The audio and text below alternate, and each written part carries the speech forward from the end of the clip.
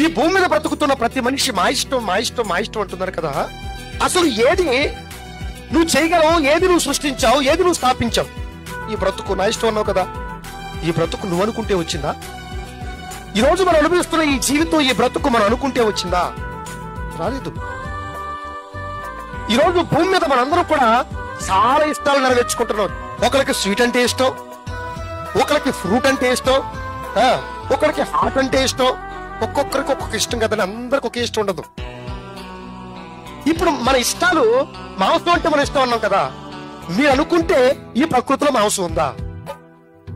అంటే మనం రాకముందే, మనం అడక్కముందే ఈ ప్రకృతిలో పెట్టి మన ఇష్టాలు నెరవేరుస్తున్నది ఎవరు? ప్రపంచానికి తెలియదు. ఇలా మనం ఆలోచించుకుంటూ పోతే ఏది మనం అనుకుంటే ఈ ప్రకృతిలో ఉంది చెప్పండి. ఇప్పుడు చింత చెట్టు అలా ఉండాలని, చింతకాయలు పుల్లగా ఉండాలని, మామిడికాయలు తీయగా ఉండాలని మనం అనుకోలేదు.